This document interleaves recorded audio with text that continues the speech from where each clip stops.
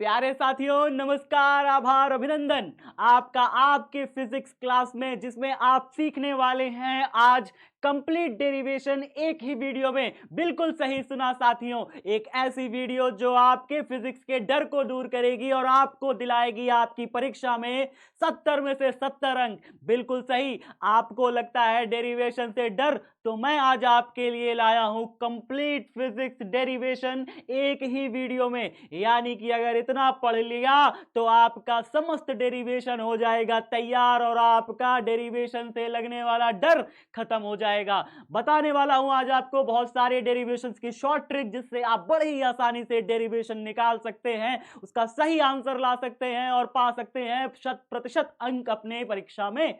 तो प्यारे साथियों, बिना किसी देरी के चलिए करते हैं शुरुआत आज अपनी फिजिक्स की मेगा डेरिवेशन की क्लास में।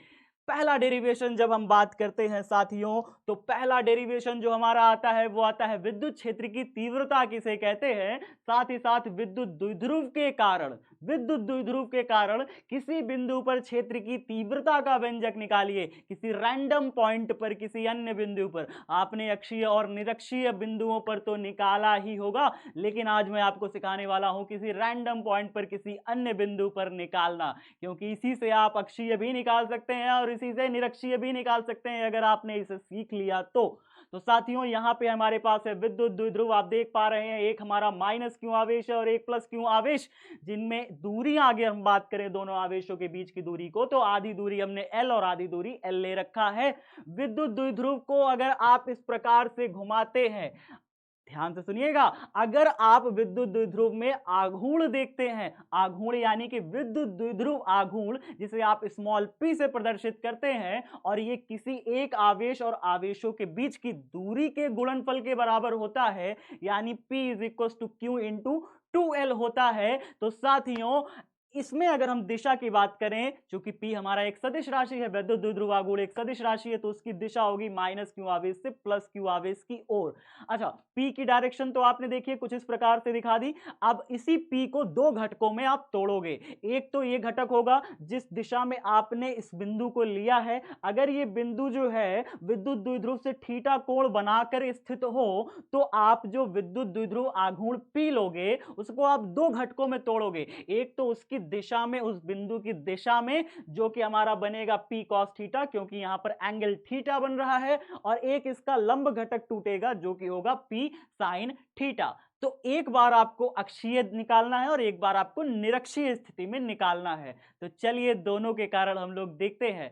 तो सबसे पहले अक्षीय स्थिति में जब आप तीव्रता निकालोगे विद्युत द्विध्रुव के, तो अक्षीय स्थिति में तीव्रता निकालने के लिए आपको लिखना होगा अक्षीय स्थिति में तीव्रता। तो अक्षीय स्थिति में जब आप तीव्रता निकालिएगा बिंदु P पर, तो आपको फॉर्मूला याद सबसे पहले होना चाहिए। फॉर्मूला याद होना चाहिए। फॉर्मूला है किसी भी प्लस क्यू आवेश से r दूरी पर तीव्रता का 1/4πε0 q/r²। जबकि अक्षीय स्थिति में अगर आप तीव्रता निकालना चाहते हैं, तो अक्षीय स्थिति का फॉर्मूला देखिए क्या होता है। अक्षीय स्थिति का फॉर्मूला लिखोगे, चूंकि आप पहले अक्षीय स्थिति लिख रहे हो, यानी E1 की गणना कर रहे हो, तो E1 बराबर यहां पे हो जाएगा 1/4πε0, और अक्षीय स्थिति में तीव्रता का सूत्र होता है 2p अपॉन में r क्यूब। तो यहां पे आपको लिखना होगा 2p अपॉन में r क्यूब। बट यहां पे ध्यान देने वाली बात ये होगी साथियों कि यहां पे p, चूंकि अक्षीय स्थिति में इसका घटक हमारा p नहीं है बल्कि p cos थीटा है, तो हम यहां पे p के बगल में लिखेंगे cos थीटा का एक घटक भी।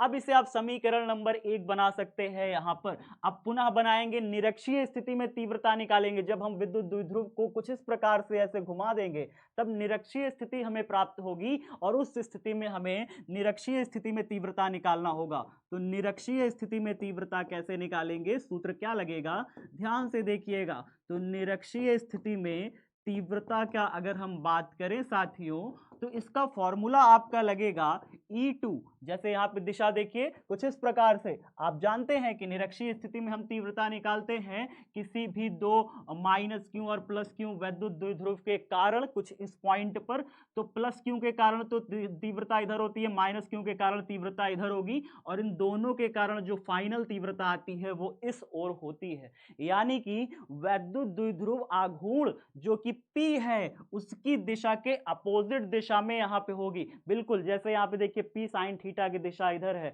लेकिन जब आप वैद्युत द्विध्रुव को ऐसे घुमाओगे और इसके कारण यहाँ पर तीव्रता निकालोगे तो E2 की दिशा बिल्कुल P साइन थीटा के अपोजिट हो जाएगी। इस बात का ध्यान रखिएगा, ठीक है।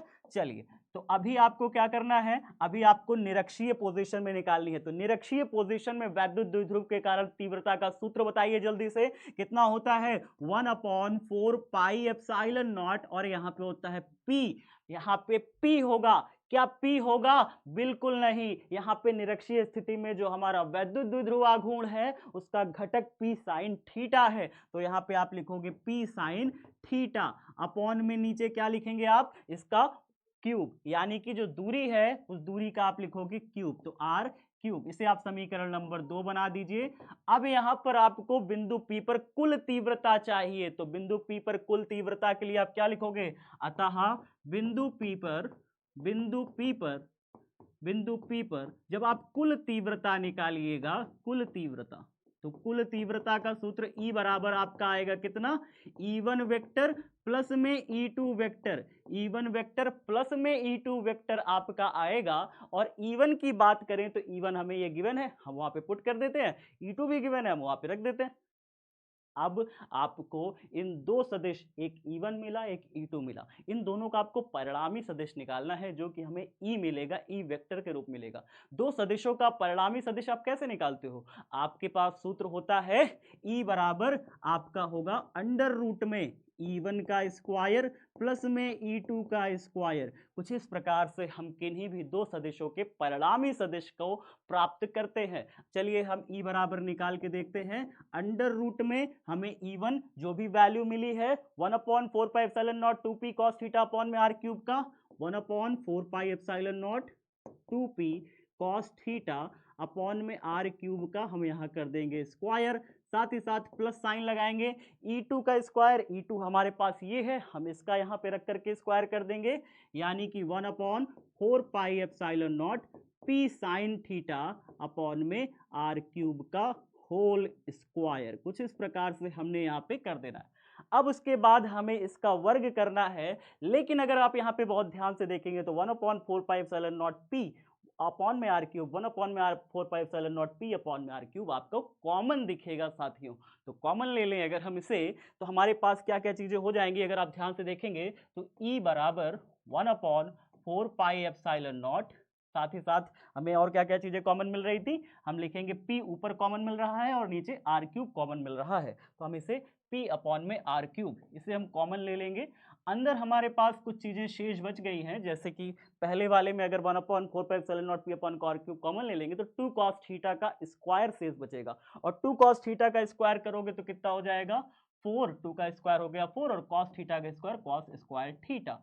साथ ही साथ हमारे पास प्लस साइन बीच में लगेगा, और यहाँ पे 1/4 pi epsilon not p upon r cube अगर हमने कॉमन भी ले लिया तो हमारे पास साइन थीटा शेष बचेगा, और साइन थीटा का स्क्वायर हो जाएगा प्लस में साइन स्क्वायर थीटा, और अगर हम यहाँ पे साइन स्क्वायर थीटा कर दिया, अब बस कुछ नहीं करना, 1/4 pi epsilon not p upon में r क्यूब हो गया, और यहाँ पे इस घटक को तोड़ दीजिए, जैसे ही आप इसे तोड़ोगे 4 cos स्क्वायर थीटा का हो जाएगा 3 cos स्क्वायर थीटा प्लस में 1 cos स्क्वायर थीटा, एक और cos स्क्वायर थीटा तोड़ दीजिए, प्लस में आपके पास साइन स्क्वायर थीटा तो है ही, तो साइन स्क्वायर थीटा भी हमने इसे तोड़ दिया।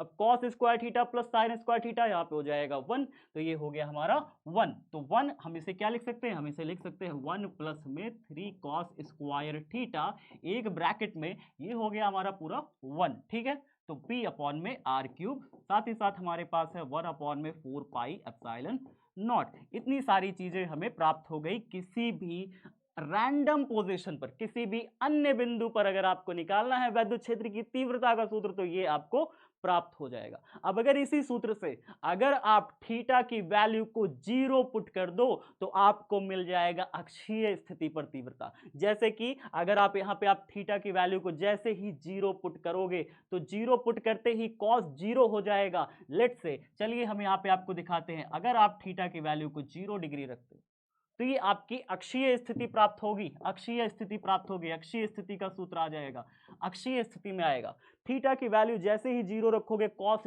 0 होगा, और cos 0 का वैल्यू होता है 1, 1 और 3 से गुणा होगा, 3 निकलेगा, 3 + 1 4, और 4 का रूट किया तो निकल के आएगा 2, तो 2p हो जाएगा यहाँ पे। तो फॉर्मूला क्या मिल जाएगा, E बराबर आ जाएगा 1/4 pi epsilon not 2p upon में r³, ये मिल जाएगा साथियों।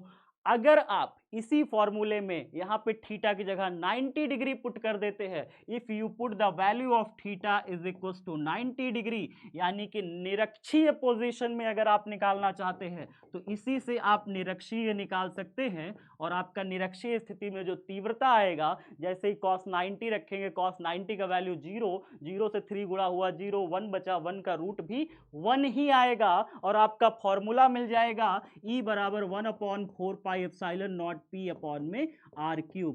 क्या बात है साथियों, तो आपके लिए ये दो फॉर्मूले प्राप्त हो जाते हैं अक्षीय और निरक्षीय के सिर्फ मात्र एक सूत्र से। तो चलिए अभी हमने देख लिया 3 डेरिवेशन, तो यहीं पे हमारे डन हो गए, अक्षीय, निरक्षीय और किसी भी अन्य बिंदु के। क्या बात है, चलिए देखते हैं नेक्स्ट को। हमारा जो फॉर्मूला है, जो क्वेश्चन आ सकता है हमारी परीक्षा में, वो है द्विध्रुव पर बल आघूर्ण का व्यंजक प्राप्त करें। 2014 में आपका आया भी था। तो कोई भी द्विध्रुव अगर विद्युत क्षेत्र में स्थित होता है तो उसमें उसके दोनों आवेशों पर लगता है बल। चूंकि उन बलों की क्रिया रेखा जो है असमान होती है, इसलिए वो बल निरस्त नहीं होते, बल्कि वो दोनों बल वैद्युत द्विध्रुव को किसी केंद्र बिंदु पर, किसी केंद्र बिंदु के सापेक्ष घुमाने का प्रयास करते हैं, घूर्णन कराने का प्रयास करते हैं। तो साथियों अगर मैं बात करूं, यहाँ पे जैसे हमारा एक वैद्युत द्विध्रुव रखा हुआ है, इसके प्लस क्यू आवेश पर बल लगेगा बाहर की तरफ F, और माइनस क्यू आवेश पर बल लगेगा भीतर की तरफ F। चूंकि कोई भी अगर क्यू आवेश वैद्युत क्षेत्र E में स्थित होता है तो उस पर बल लगता है F = Q × E। कितना बल लगेगा, F = Q × E बल लगेगा। ये फॉर्मूला आपको याद रखना है, क्योंकि कई बार आपकी परीक्षा में क्वेश्चन भी पूछा है कि यदि कोई क्यू आवेश वैद्युत क्षेत्र E में स्थित हो तो उस पर लगने वाले बल का सूत्र बताइए। तो आपको बताना है F = Q × E। तो चलिए हमने देखा कि यहाँ पे माइनस क्यू पर बल भीतर की तरफ, जबकि प्लस क्यू पर बल बाहर की तरफ लग रहा है। वैद्युत द्विध्रुव है, दोनों आवेशों के बीच की दूरी 2L है, और अगर हम बात करें तो ये क्षेत्र से हमारा थीटा कोण बना के अवस्थित है, यानी थीटा कोण बना के स्थित है। चलिए अब अगर इसकी लंब दूरी की बात करें तो दोनों आवेशों के बीच की लंब दूरी आप देख पा रहे हैं कितनी है, 2L cos थीटा। कैसे निकलेगी आप मुझे बताइए, कैसे निकलेगी? अगर आप मुझे जानना चाहते हैं कैसे निकलेगी तो यहाँ पे आप कह सकते हैं कोण के सामने वाली भुजा हो जाएगी लंब, तो यहाँ पे हमारे पास 2L cos थीटा, बल्कि ये हो जाएगा 2L sin थीटा, यहाँ पे आएगा 2L sin थीटा। क्यों? क्योंकि जैसे देखिए कोण के सामने वाली भुजा हो जाएगा लंब, यानी BC, तो अगर आप साइन थीटा लेंगे तो साइन थीटा बराबर हो जाएगा BC यानी लंब बटे में इसका कर्ण, और कर्ण क्या होगा हमारा, कर्ण पूरा हो जाएगा हमारा AB, कर्ण हमारा हो जाएगा AB। तो BC बराबर कितना हो जाएगा, BC बराबर लिखोगे AB साइन थीटा, और AB का वैल्यू कितना है, AB का वैल्यू पूरा बताइए कितना है, 2L, तो ये हो जाएगा 2L साइन थीटा। तो हमारा BC का वैल्यू तो निकल आया 2L साइन थीटा, BC का वैल्यू यानी जो लंबवत दूरी है वो आपको मिल गई। तो यहाँ पे जब आप बल आघूर्ण लिखते हो तो बल आघूर्ण को प्रदर्शित किससे करते हैं आपको पता होना चाहिए, टाउ से प्रदर्शित करते हैं। बल आघूर्ण को प्रदर्शित करते हैं टाउ से। टाउ बराबर होता है प्यारे साथियों बल गुणे बलों के बीच की लंबवत दूरी, बलों के बीच की लंब दूरी। कैसी दूरी, लंब दूरी। तो ये भी आपको पता होना चाहिए। चलिए अब बल तो कितना लग रहा है, एक आवेश पर, किसी भी एक आवेश पर आप बल का परिमाण ले सकते हैं, जैसे कि इस आवेश पर लग रहा है Q × E बल, तो यहाँ पे हम लग सकते हैं Q × E बल लग रहा है। साथ ही साथ दोनों बलों, एक बल ये एक बल ये, दोनों के बीच की जो लंब दूरी है वो कितनी है, 2L sin थीटा। तो हम यहाँ पे रख देते हैं 2L sin थीटा। तो चलिए अब यहाँ पे जब इसको जैसे ही सॉल्व करेंगे साथियों तो Q × 2L इसको अलग अलग कर लीजिए, जैसे E को आप आगे कर लीजिए और Q को इधर भेज दीजिए, तो ये हो जाएगा Q × में 2L, ठीक है, कुछ इस प्रकार से। और साथ ही साथ यहाँ पे साइन थीटा, और आप बहुत ही अच्छे से परिचित है Q इंटू 2L, यानी आवेश और दोनों आवेशों के बीच की जो दूरी होती है उसे हम कहते हैं वैद्युत द्विध्रुव का आघूर्ण, यानी कि P से प्रदर्शित करते हैं, यानी Q into 2L is P, तो ये हो जाएगा हमारा PE और साथ ही साथ साइन थीटा। तो टाउ बराबर हमारा आ जाएगा PE साइन थीटा। अगर मैं इसे सदिश रूप में लिखूं, किस रूप में प्यारे साथियों, सदिश रूप में, तो सदिश रूप में यही चीज हमारे पास कुछ इस प्रकार से लिखी जाएगी। मैं यहां पे लिख दे रहा हूं, अगर मैं इसे सदिश रूप में लिखूंगा तो सदिश रूप में यही चीज कैसा हो जाएगा, टाउ वेक्टर बराबर पी वेक्टर क्रॉस में ई वेक्टर, कुछ इस प्रकार से हम इसे सदिश रूप में लिख देंगे, क्योंकि जब हम पी वेक्टर और ई वेक्टर का क्रॉस करते हैं तो हमें साइन थीटा का एक कंपोनेंट मिलता है। चलिए, अब ये हो गया हमारा। नेक्स्ट देखते हैं डेरिवेशन। विद्युत फ्लक्स को परिभाषित करें, गॉस के प्रमेय को लिखें एवं सिद्ध करें। विद्युत फ्लक्स को परिभाषित करें, तो विद्युत फ्लक्स क्या होता है, विद्युत क्षेत्र में स्थित किसी काल्पनिक पृष्ठ से अभिलंबवत गुजरने वाली विद्युत बल रेखाओं की संख्या को विद्युत फ्लक्स कहते हैं। तो ये तो हो गया आपकी परिभाषा। अगर हम बात करें कि गॉस के प्रमेय को लिखें और सिद्ध करें, तो गॉस के प्रमेय को लिखें क्या होता है कि प्लस क्यू आवेश के चारों तरफ अगर कोई एक काल्पनिक गॉसीय पृष्ठ लें तो उस पृष्ठ से हो करके गुजरने वाली समस्त विद्युत फ्लक्स फाई बराबर होता है उस पृष्ठ से घिरा हुआ आवेश का 1/एप्सिलॉन नॉट गुना।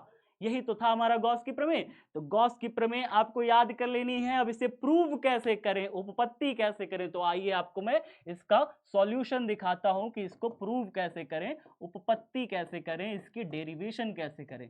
तो प्यारे साथियों, अगर मैं इसका डेरिवेशन की बात करूं तो इस प्रकार से पहले तो आपको एक चित्र बना लेना है। इसके भीतर आपको प्लस क्यू आवेश रख देना है।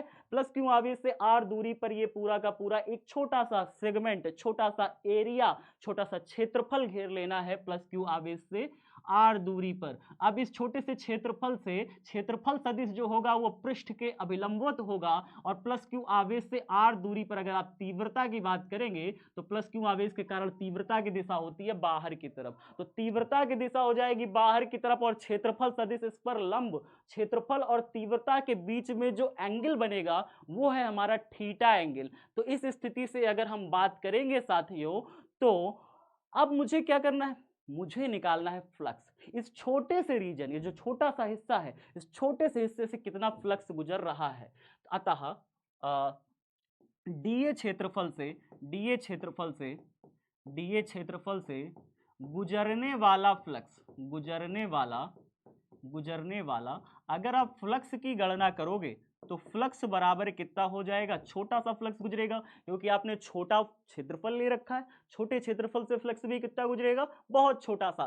तो छोटा फ्लक्स कितना होगा, लेट्स से d5 फ्लक्स गुजरता है, तो d5 बराबर कितना होता है, E D A cos theta, E into D A, साथ ही दोनों के बीच में जो बनने वाला कोण है उसका कॉस घटक, ठीक है, कॉस थीटा। d5 बराबर E D A cos theta. अब हमें क्या करना होगा, हमें तो छोटा फ्लक्स चाहिए नहीं, हमें तो चाहिए पूरा फ्लक्स। तो पूरे फ्लक्स के लिए हमें क्या करना होगा, अतः संपूर्ण पृष्ठ से होकर के गुजरने वाला कुल फ्लक्स, अतः संपूर्ण पृष्ठ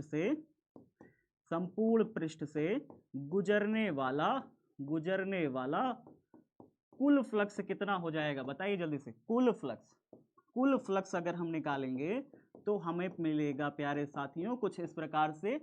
जब हमें बंद पृष्ठ का समाकलन करना पड़ेगा, we have to integrate for the whole surface, ठीक है, हमें बंद पृष्ठ का समाकलन करना पड़ेगा यहाँ पे कुछ इस प्रकार से। तो हमें क्या करना है, इसी चीज को ईडीओ को इसके अंदर लिखेंगे, ईडीए कॉस थीटा। अगर आप बंद पृष्ठ का समाकलन कर देंगे तो आपको कंप्लीट इलेक्ट्रिकल फ्लक्स निकल के मिल जाएगा, प्राप्त हो जाएगा।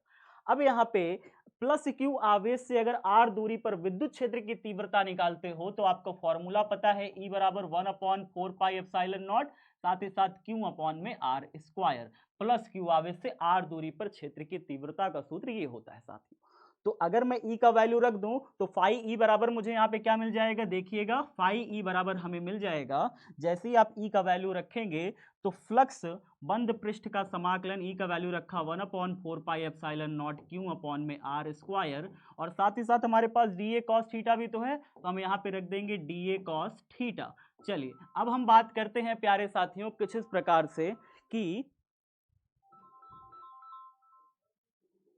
अब हम यहाँ पे बात करते हैं साथियों कुछ इस प्रकार से कि कैसे हम इसमें डी फाई अपॉन में कॉस थीटा करते हैं। तो डी फाई अपॉन में कॉस थीटा करेंगे किस इस प्रकार से, एक सेकंड साथियों, चलिए।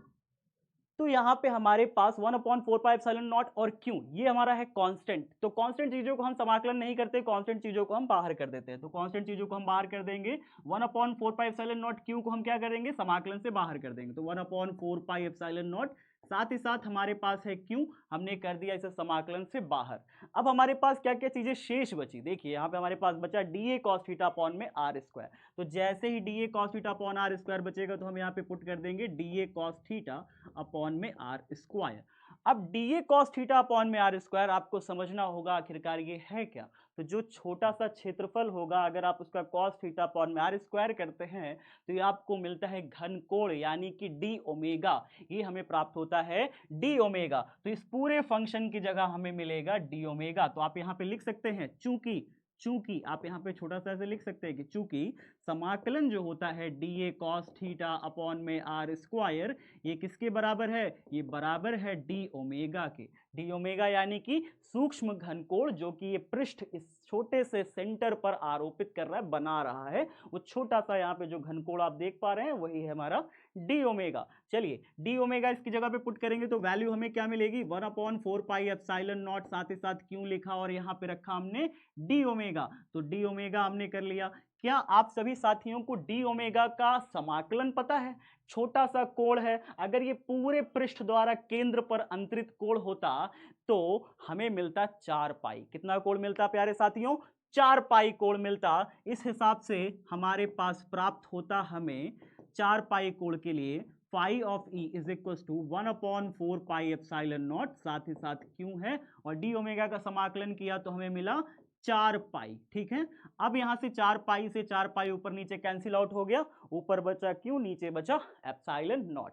तो हमारी गॉस की प्रमेय यहां से प्रूव होती है कि फाई ऑफ ई जो है ये हो जाएगा क्यू अपॉन में एप्सिलॉन नॉट। कितना शानदार सा प्यारा सा हमें एक सूत्र जो कि गॉस की प्रमेय है हमें बताती है कि किसी भी प्लस क्यू आवेश से होकर के चारों तरफ से गुजरने वाला कुल फ्लक्स उस प्लस क्यू आवेश बटे में एप्सिलॉन नॉट से भाग, इतना ही है बस। ठीक है, तो बहुत ही आसान है, बहुत ही सरल है, आपको ऐसे ही पूरा सॉल्व कर लेना है। चलिए नेक्स्ट देखते हैं डेरिवेशन। विद्युत द्विध्रुव क्या है, विद्युत द्विध्रुव के कारण किसी बिंदु पर वैद्युत विभव के लिए व्यंजक स्थापित करें। तो सबसे पहले आपको समझना होगा वैद्युत द्विध्रुव है क्या। तो वैद्युत द्विध्रुव वास्तव में जब हम एकांक आवेश या फिर आप किसी भी क्यू आवेश को एक निश्चित दूरी पर रख देते हैं, बस आपको ध्यान ये रखना होगा समान परिमाण और विपरीत प्रकृति। तो समान परिमाण और विपरीत प्रकृति के जब दो बिंदु आवेशों को एक निश्चित दूरी पर रखा जाता है तो इससे बनने वाला निकाय ही कहलाता है वैद्युत द्विध्रुव। तो वैद्युत द्विध्रुव की डेफिनेशन हो गई। अब बात आती है कि वैद्युत द्विध्रुव के कारण किसी बिंदु पर वैद्युत विभव का व्यंजक। तो वैद्युत द्विध्रुव इस प्रकार से आपको बना लेना है, माइनस क्यू प्लस क्यू आवेश, प्लस क्यू आवेश से ये जो दूरी होगी बिंदु P की, डायग्राम आपको बहुत ही ध्यान से बनाना है। सेंटर से अगर आप दूरी लेते हो तो सेंटर से जो इस बिंदु P की दूरी है वो है R। इसी प्रकार से जब आप यहाँ पे लंब डालते हो तो लंब डालने की वजह से जो CP है और जो BP है ये दोनों आपस में बराबर हो जाता है। यहाँ से यहाँ तक की कुल दूरी तो R है और इतनी दूरी चूंकि L cos थीटा है तो जब हम इसको घटा देते हैं तो बची हुई दूरी R में से L cos थीटा घटा के R minus L cos theta आ जाती है जो कि हमारे BP के भी बराबर है। तो इस हिसाब से BP हमारा आया R minus L cos theta. और अगर हम इसी R दूरी को थोड़ा सा एक्सटेंड कर दें, थोड़ा बढ़ा दें, कितना बढ़ा दें, जितना L cos थीटा है उतना ही इंक्रीज कर दें, तो जो ये वाली दूरी आएगी, लेट से आप इस पॉइंट को नाम दे दीजिए D पॉइंट, तो जो D से P तक के बीच की दूरी है उतनी ही दूरी A से P के बीच की भी हो जाती है। यानी हमारी R तो यहाँ से यहाँ तक की दूरी L cos थीटा एक्स्ट्रा आपने बढ़ाई तो टोटल हो गई R plus L cos theta और उतनी ही दूरी यहाँ से यहाँ तक हो गई जो कि हो गई R plus L cos theta. तो हमारी AP हो गई R plus L cos theta और BP हो गया R minus L cos theta. तो सबसे पहले हम क्या निकालेंगे, प्लस क्यू आवेश के कारण वहां विभव निकालेंगे बिंदु P पर, फिर माइनस क्यू आवेश के कारण विभव निकालेंगे। चलिए देखते हैं, निकाल के सॉल्व करते हैं इसे भी। तो प्लस क्यू आवेश के कारण, प्लस क्यू आवेश के कारण, आवेश के कारण बिंदु P पर विभव, बिंदु P पर विभव जैसे ही आप विभव निकालते हैं साथियों, तो आपका विभव का फॉर्मूला क्या होता है, आपके विभव का जो सूत्र होगा साथियों वो आ जाएगा, आप इसे V1 कह सकते हैं। V1 is equal to 1/4 pi epsilon naught, आप सभी जानते हैं फॉर्मूला कितना हो जाएगा, प्लस क्यू आवेश के कारण निकाल रहे हो तो क्यू अपॉन में R minus L cos theta, ये आपका प्राप्त हो जाएगा। समीकरण नंबर 1 बना दीजिए इसे। इसी प्रकार से आप माइनस क्यू आवेश के कारण बिंदु P पर विभव निकाल के देखिए। अतः माइनस क्यू आवेश के कारण, माइनस क्यू आवेश के कारण, आवेश के कारण बिंदु P पर विभव, बिंदु P पर अगर आप विभव की गणना करते हैं, बिंदु P पर विभव की गणना करते हैं तो आपका विभव आ जाएगा, इसे आप V2 कह सकते हैं। V2 is equal to 1/4 pi epsilon naught, और आपका मिलेगा माइनस क्यू, क्योंकि आप माइनस क्यू आवेश के कारण निकाल रहे हैं और विभव है एक अदिश राशि, तो यहाँ पे लग जाएगा माइनस क्यू, जो आप माइनस क्यू आवेश के कारण निकालेंगे तो अपॉन में नीचे क्या हो जाएगा, माइनस क्यू आवेश से दूरी बिंदु P की कितनी है, दूरी है R plus L cos theta, तो जितनी दूरी रहेगी हम उस दूरी को नीचे लिख देंगे, समीकरण नंबर 2 बनाएंगे। अब यहाँ पे हमारे पास बिंदु P पर कुल विभव ज्ञात करना है। अतः प्लस क्यू आवेश के कारण तो विभव आपने निकाल लिया, माइनस क्यू आवेश के कारण विभव निकाल लिया बिंदु P पर, अतः कुल विभव, अतः जब आप कुल विभव निकालते हो तो कुल विभव का फॉर्मूला V बराबर आएगा, V बराबर V1 प्लस में V2, V1 और V2 का योग कर दोगे। V1 का वैल्यू कितना है आपने देखा, V2 का वैल्यू कितना है आपने देखा, दोनों को जोड़ के लिख दीजिए, कितना हो जाएगा 1/4 पाई एप्सिलॉन नॉट। V1 का वैल्यू है क्यू अपॉन में कितना है जी, R minus L cos theta, ये है आपके पास। और V2 का वैल्यू कितना है, चूंकि प्लस है और यहाँ पे माइनस है, जब V2 का वैल्यू ये वाला रखोगे और यहाँ पे माइनस में रखोगे तो प्लस माइनस बीच में आ जाएगा माइनस साइन, तो माइनस आ गया 1/4 पाई एप्सिलॉन नॉट। याद रखिएगा ध्यान से आपने कैसे किया है, यहाँ का जो माइनस था, यहाँ का V2 का जो माइनस है, वही माइनस इस प्लस के साथ रख करके यहाँ पे बीच में आ गया है माइनस साइन, ठीक है, इस चीज को ध्यान रखिए। आगे V2 का वैल्यू कितना हो गया, अब यहाँ पे क्यों ही रखोगे, और नीचे कितना हो गया जी, इसका माइनस तो मैं ले चुका हूं, इसलिए बचेगा सिर्फ R plus L cos theta, नीचे बचेगा R plus L cos theta, कुछ इस प्रकार से शेष बचा। चलिए अब यहाँ पे हमारे पास क्या करना है, हमें कुछ चीजें कॉमन दिख रही हैं, हम उन कुछ चीजों को बाहर कर लेंगे। जैसे कि हमारे पास शेष है 1/4 पाई एप्सिलॉन नॉट क्यू, हम इन्हें कर लेते हैं कॉमन, तो हमारे पास क्या क्या चीजें बचेंगी शेष, तो 1/4 पाई एप्सिलॉन नॉट, साथ ही साथ हमारे पास क्यू भी बच रहा है, तो अपॉन में क्या आ जाएगा नीचे R minus L cos theta, और साथ ही साथ हमारे पास बीच में माइनस साइन, ऊपर बचेगा 1/4 में R plus L cos theta. तो इतनी सारी चीजें प्यारे साथियों हमारे पास शेष बच रही हैं। अब हम क्या करने वाले हैं, हम इसका एलसीएम इधर ले लेंगे, इसका एलसीएम माने तिर्यक गुणा अब हम कुछ इस प्रकार से करने वाले हैं, ये उधर चला गया, ये इधर चला गया, बीच में माइनस साइन तो है ही है हमारी, तो V बराबर हम क्या लिखने वाले हैं, ध्यान से देखिएगा, V बराबर हम लिखने वाले हैं प्यारे साथियों 1/4 पाई एप्सिलॉन नॉट क्यों है, और साथ ही साथ हमारे पास कुछ चीजें शेष हैं, जैसे कि अगर आप तिर्यक गुणा करेंगे तो R plus L cos theta इधर आएगा, तो हम यहाँ पे एलसीएम ले सकते हैं कुछ इस प्रकार से, और नीचे हम लिख सकते हैं R का square minus L square cos square theta. क्यों लिखा हमने, ध्यान से देखिएगा कि यहाँ पे a माइनस बी और a प्लस बी का फॉर्मूला बन रहा था, जो कि होता है a square minus B square, तो यानी कि R का स्क्वायर लिख दोगे, माइनस साइन लगाओगे, प्लस माइनस बीच में माइनस हो गया, एल कॉस थीटा मिलके L square cos square theta, ठीक है, तो हमने क्या लिख दिया, L square cos square theta, A का स्क्वायर माइनस बी का स्क्वायर, चलिए ठीक है। अच्छा ऊपर क्या लिखेंगे, ऊपर इसका जब तिर्यक गुणा करोगे तो R plus L cos theta आ जाएगा, क्या हो जाएगा R plus L cos theta, और साथ ही साथ चूंकि माइनस साइन बीच में लगाओगे तो यहाँ पे जब ये इधर जाएगा ऊपर जाएगा तो R minus L cos theta, इसे आप ब्रैकेट में करके ऐसे लिखेगा, R minus L cos theta ऐसे ब्रैकेट में करके लिखिएगा, ठीक है। चलिए अब इसे सॉल्व करके देखिए क्या होगा, v is equal to 1/4 pi epsilon naught, और आपके पास है क्यू, अगर आप इसे ब्रैकेट खोल दोगे तो प्लस माइनस बीच में माइनस, तो R plus L cos theta, और यहाँ पे माइनस का R और माइनस माइनस हो जाएगा प्लस एल कॉस थीटा।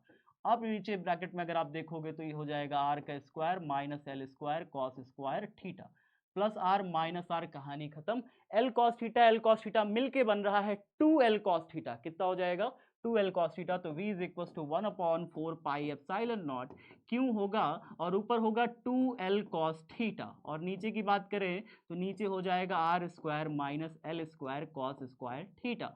अब यहाँ से अगर आप, चूंकि अगर आप कहते हो कि इफ यहाँ पे यदि R जो है बहुत बड़ा है L से, अगर आर बहुत ज्यादा बड़ा है एल से तो आर का स्क्वायर जो है वेरी वेरी ग्रेटर देन हो जाएगा L square cos square theta से।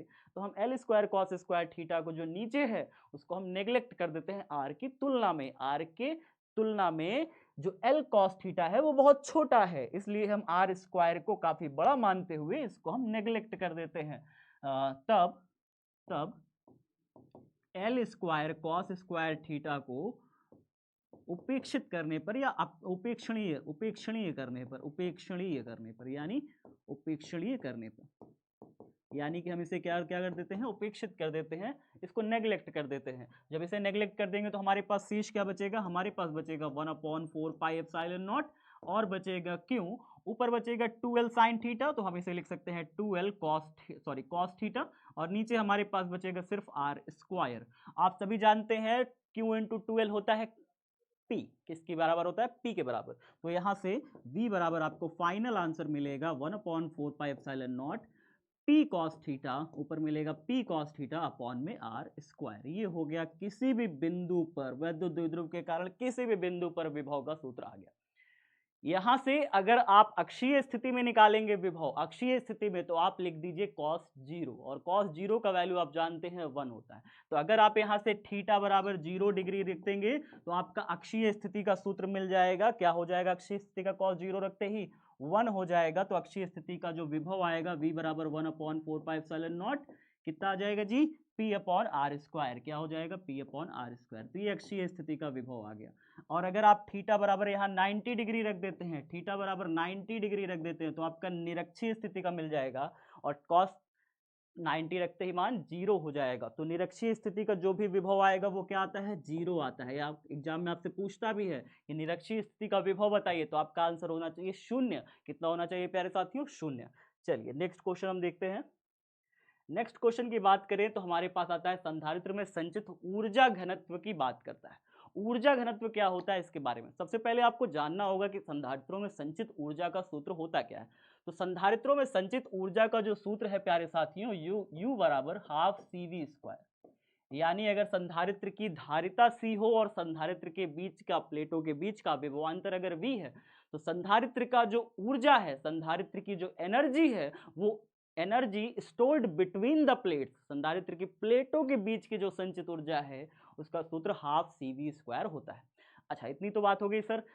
अगर मैं यहाँ पे C का वैल्यू रखूं, चूंकि अगर ये समांतर प्लेट संधारित्र है तो इसकी धारिता आपको याद होना चाहिए। समांतर प्लेट संधारित्र की धारिता का सूत्र होता है U बराबर हाफ और C का वैल्यू होता है A into epsilon not upon में D। ये होता है साथियों। V का वैल्यू तो V स्क्वायर यहाँ पे रखा ही है। अगर हम इसी में ऊपर नीचे D से गुणा भाग कर दें D से ऊपर नीचे, तो क्या हो जाएगा, हाफ में, और यहाँ पे जैसे ही 2 से गुणा भाग किए तो डी स्क्वायर हो गया और ऊपर ए और डी, इसका पेयर बनाइए, ए इंटू डी पेयर बन गया।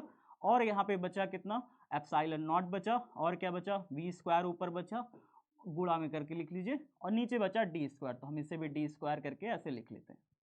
अब यहाँ पे देखिए a इंटू डी, क्या आप जानते हैं अगर संधारित्रों का क्षेत्रफल a हो और संधारित्र के प्लेटों के बीच की दूरी अगर स्मॉल d हो तो क्षेत्रफल गुणे दूरी जो होता है वो संधारित्र के बीच का, प्लेटों के बीच का आयतन हो जाता है। तो प्लेटों के बीच के आयतन होगा वो कितना होगा, क्षेत्रफल गुणे दूरी, यानी a इंटू डी। तो a इंटू डी क्या है, आयतन है संधारित्र का प्लेटों के बीच का। अब अगर मैं इस आयतन को इधर u के नीचे ला के डिवाइड कर दूं, ये तो गुणा हो रहा है, इधर आएगा तो क्या हो जाएगा, u अपॉन में AD हो जाएगा कुछ इस प्रकार से। बराबर इधर क्या बचेगा, ध्यान से देखिए, 1/2 एप्सिलॉन नॉट बचा और v अपॉन डी का आप होल स्क्वायर लिख सकते हैं, v अपॉन डी का यहाँ पे होल स्क्वायर लिख सकते हैं। आपको पता है u अपॉन AD क्या हो गया, AD चूंकि आयतन हो गया संधारित्र की प्लेटों के बीच का। अब आयतन, कुल ऊर्जा को अगर आप आयतन से डिवाइड कर देते हो, कुल ऊर्जा U क्या है, हमारी कुल ऊर्जा है जो संधारित्र की प्लेटों के बीच संचित है, अगर आपने उसे आयतन से डिवाइड कर दिया तो ये आ जाएगा आपका एकांक आयतन में संचित ऊर्जा। और एकांक आयतन में संचित ऊर्जा को स्मॉल u से प्रदर्शित करते हैं साथियों। तो यहाँ पे हम दिखाएंगे इसे स्मॉल यू से। जैसे ही आप स्मॉल यू से दिखाओगे बराबर कितना हो जाएगा, हाफ में और यहाँ पे v अपॉन डी। आपको पता है v अपॉन डी क्या होता है, v अपॉन डी ई के बराबर होता है, यानी विद्युत क्षेत्र की तीव्रता के बराबर होता है। तो v अपॉन डी की जगह लिख देंगे e, तो एप्सिलॉन नॉट लिखा, v अपॉन डी की जगह लिखा e और e का हो गया स्क्वायर। तो ये हो गया प्यारे साथियों, प्रूव करने के लिए आपके लिए आता है कि किसी भी संधारित्र के एकांक आयतन में संचित स्थितिज ऊर्जा या ऊर्जा कितनी होती है, half epsilon not E square होता है। तो ये आपको आना चाहिए। साथ ही साथ एक और डेरिवेशन है जो कई बार एग्जाम में आपसे पूछता है और पूछ लेता है। जैसे आपका संधारित्र की प्लेटों के बीच में अगर कोई एक पट्टी रख दी टी मोटाई की, तो उसका अगर आपको धारिता निकालने के लिए कहा जाए तो कैसे पूछता है, यौगिक परावैद्युत वाले। तो परावैद्युत इसमें एक रख दिया है के, क्या इसका परावैद्युतांक है के है, जबकि पट्टी की मोटाई कितनी है, टी मोटाई की पट्टी है। आप परावैद्युत क्या क्या रख सकते हो, जैसे कांच रख सकते हो, जल रख सकते हो, और भी तेल रख सकते हो, कागज रख सकते हो, ग्लास रख सकते हो, ये सारी चीजें क्या है, परावैद्युत है। तो कोई भी परावैद्युत पदार्थ इसके बीच में अगर हमने रख दिया है संधारित्र की प्लेटों के बीच में, तो उससे उसकी धारिता पर क्या प्रभाव पड़ता है, यह सभी क्वेश्चन आता है। तो आपको कहना होगा कि धारिता उसकी बढ़ जाती है साथियों। चलिए अगर हम निकालें कि वायु क्षेत्र इसका कितना होगा, वायु क्षेत्र कितना होगा, तो वायु क्षेत्र बताइए जरा से। वायु क्षेत्र यानी कि जहां पर परावैद्युत नहीं रखा है, तो डी पूरा दूरी है जिसमें सिर्फ टी दूरी पर रखा हुआ है, डी पूरा दूरी में सिर्फ टी दूरी पर रखा हुआ है, तो शेष वायु क्षेत्र बचा। तो वायु क्षेत्र हमारा कितना हो जाएगा, वायु क्षेत्र हो जाएगा डी में से टी घटा देंगे तब, इतनी दूरी पर वायु भरी है, कितनी वो क्या भरा है, वायु भरा है, ठीक है। और जो परावैद्युत क्षेत्र है, परावैद्युत क्षेत्र यानी जहां पे ये परावैद्युत पट्टी रखी हुई है, तो परावैद्युत क्षेत्र की बात करें तो वो सिर्फ टी मोटाई पर रखी हुई है, ठीक है। अब आपको क्या निकालना है प्यारे साथियों, परावैद्युत पर विभव कितना आया है और वायु क्षेत्र में विभव कितना है, कुल विभव निकाल लीजिए और फिर धारिता निकालना तो इजी हो जाएगा। तो पहले आपको परावैद्युत पर विभव निकालना है, फिर वायु क्षेत्र पर विभव निकालना है। लेकिन आपको विभव के लिए फॉर्मूला याद आना चाहिए, V बराबर होता है E इंटू डी। यहाँ पे कोई फॉर्मूले आपको पता होना चाहिए, V बराबर E इंटू डी। विभवांतर या विभव के लिए सूत्र विभवांतर ही कह सकते हैं, क्योंकि प्लेटों के बीच आप विभव का अंतर ले रहे हैं। तो विभवांतर बराबर विद्युत क्षेत्र की तीव्रता गुणे में आपको दूरी लेनी होती है, ठीक है। अगर मैं आपको बात करूं कि प्लेटों के बीच में आखिरकार विद्युत क्षेत्र की तीव्रता कितनी है, क्योंकि यहाँ पर एक प्लेट हमारी धनावेशित है, दूसरी प्लेट ऋणावेशित है, तो प्लस आवेश से माइनस आवेश की तरफ एक प्रकार का विद्युत क्षेत्र यहाँ पे बन जाता है। यहाँ पे भी बनेगा कुछ इस प्रकार से, यहाँ पर एक विद्युत क्षेत्र प्लस से माइनस की तरफ बिल्ट होता है, जिसे आप कह सकते हो ई विद्युत क्षेत्र, ठीक है। चलिए यहाँ पे भी है वैसा ही विद्युत क्षेत्र जिसमें हम टी मोटाई की आपने पट्टिका रख रखी है। अगर मैं कहूं आपसे कि कितना विद्युत क्षेत्र है, तो ये गॉस ने पहले ही बता रखा था, गॉस के नियम में आपको मिल जाएगा। गॉस के नियम से यहाँ पर जो विद्युत क्षेत्र है वो सिग्मा अपॉन में एप्सिलॉन नॉट है, सिग्मा अपॉन में एप्सिलॉन नॉट, ठीक है। सिग्मा यहाँ पे पृष्ठ आवेश घनत्व है, क्योंकि ये पट्टियां कुछ ऐसी है, जो हमारे संधारित्र की प्लेटें हैं कुछ इस प्रकार से है, पृष्ठ इसका ऐसे है, तो पृष्ठ पर आवेश फैला हुआ है, इसलिए हम यहाँ पे पृष्ठीय आवेश घनत्व सिग्मा अपॉन एप्सिलॉन नॉट ले रहे हैं। साथ ही साथ यहाँ पर दूरी हमारी डी हो जाएगा। अगर आप पूरा दूरी की बात करो, तो पूरी दूरी की बात करो तो हमारा इतना विभवांतर निकल के आता है। लेकिन यहाँ पे हमें पूरी दूरी तो चाहिए नहीं, हमारे पास दूरियां बटी हुई हैं, कुछ वायु क्षेत्र है, कुछ परावैद्युत क्षेत्र है। तो चलिए दोनों के कारण निकाल के देखते हैं। तो सबसे पहले हम निकालेंगे कुल विभवांतर। जब बात करेंगे तो वायु क्षेत्र के कारण जो विभवांतर है वो V1 लिख लें, और परावैद्युत क्षेत्र के कारण जो विभवांतर है उसे V2 लिख लें। कुछ इस प्रकार से हमने दोनों विभवांतरों का योग कर देना है और लिखना है। तो वायु क्षेत्र के कारण विभवांतर V1, परावैद्युत क्षेत्र के कारण विभवांतर V2। वायु क्षेत्र के कारण विभवांतर जब निकालेंगे फॉर्मूला यही लगेगा। वायु क्षेत्र के कारण यहाँ पर तीव्रता लिखनी पड़ेगी E1, और वायु क्षेत्र कितनी दूरी पर है ये दूरी लिखनी पड़ेगी। दूरी कितनी दूरी पर है वायु क्षेत्र, D माइनस टी, ये लिखना पड़ेगा। प्लस में V2, वायु क्षेत्र में जो परावैद्युत क्षेत्र में जो तीव्रता है E2 उसे लिखना पड़ेगा, और साथ में परावैद्युत क्षेत्र है कितना कितना दूरी पर है, तो आपको ये दूरी लिखना पड़ेगा परावैद्युत क्षेत्र में कितनी है, T दूरी पर। तो V2 बराबर E2 इंटू टी और V1 बराबर E1 D माइनस टी, आपका ये हो जाएगा। तो V बराबर अगर आप निकालोगे तो E1 हो जाएगा। E1 का वैल्यू कितना रखोगे आप, E1 यहाँ पे देखिए मैंने कितनी वैल्यू रखी थी, सिग्मा अपॉन एप्सिलॉन नॉट। वायु क्षेत्र है तो सिग्मा अपॉन एप्सिलॉन नॉट से काम चल जाएगा, कुछ इस प्रकार से D माइनस टी आप लिख सकते हो। लेकिन जब आप E2 निकालोगे परावैद्युत क्षेत्र में तो यहाँ पे सिग्मा अपॉन एप्सिलॉन नॉट से काम नहीं चलेगा। यहाँ पर हो जाएगा सिग्मा अपॉन में के एप्सिलॉन नॉट, कुछ इस प्रकार से। बाकी सभी चीजें सही है। यहाँ पे के आएगा यानी परावैद्युता आएगी, परावैद्युत क्षेत्र का परावैद्युतांक आपको लिखना ही पड़ेगा। ठीक है, चलिए जैसे आप जल के लिए, आप परावैद्युतांक एग्जाम में पूछता है, जल के लिए परावैद्युतांक 80 होता है, के का मान 80 होता है। ठीक है, अगर प्लेटों के बीच में जल भर दोगे तो आपको परावैद्युतांक के का मान यहाँ पे 80 रखना पड़ेगा। वायु के लिए, निर्वात के लिए 1 होता है, और धातु की कोई पट्टी रख दोगे तो फिर अनंत हो जाता है परावैद्युतांक। तो याद रखिएगा ये सारी चीजें। चलिए फिलहाल यहाँ पे कुछ चीजें कॉमन दिख रही होंगी आपको, तो sigma upon epsilon not, sigma upon epsilon not common ले लीजिए। सिग्मा अपॉन एप्सिलॉन नॉट हमने कॉमन ले लिया। डी माइनस टी, अंदर क्या बचेगा शेष, डी माइनस टी बचा, और प्लस साइन लगाओगे। Sigma upon epsilon not common ले चुके हो तो ऊपर बचा टी और नीचे बचा के। कुछ इस प्रकार से हमने शेष रख रखा है।